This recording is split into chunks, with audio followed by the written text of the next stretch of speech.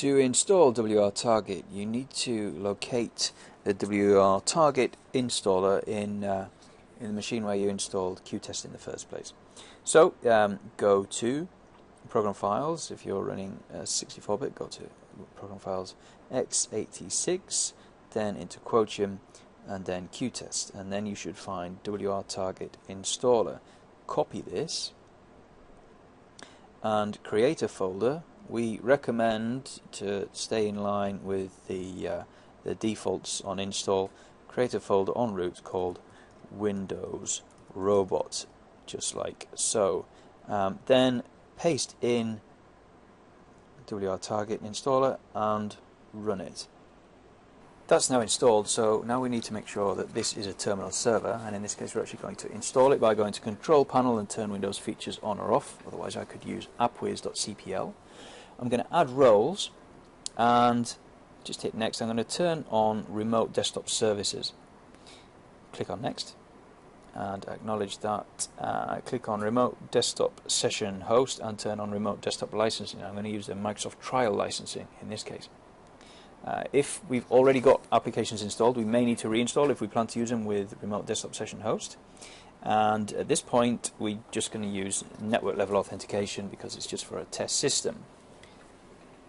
Configure that later. I might want to add some a test user group here if I've got a lot of test users. At this point I don't need any media capabilities, so I'm just going to hit next and we do the install. The install actually takes quite a while, so we're fast forwarding here. The final process is going to ask you for a restart, which we're going to do now. Again, fast forwarding, and we're at the finalization of the installation. We now have Windows Robot installed and the machine is set up as a terminal server. Finally, we need to configure the remote desktop to allow us to launch programs remotely. So we do that through Remote Desktop Services and Remote App Manager,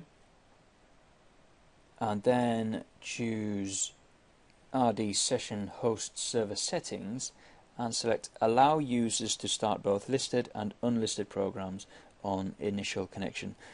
You could go via other ways to do this. The reason I'm doing this is to allow QTest to launch WRTarget on the initial connection.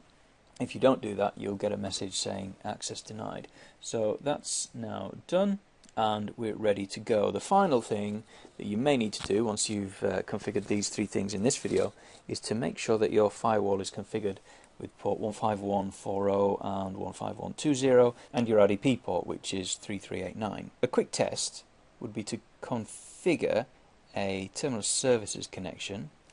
You can do that with MSTSC in the run box, and in the options choose programs and put in something like this, Windows Notepad. If when you make the connection Notepad launches, then you're pretty much halfway there. And this will mean that when you come to recording a test in Quotient Script Editor, it will be able to launch WRTarget, the agent that's sitting on a target machine, and capture the script. Thanks for watching.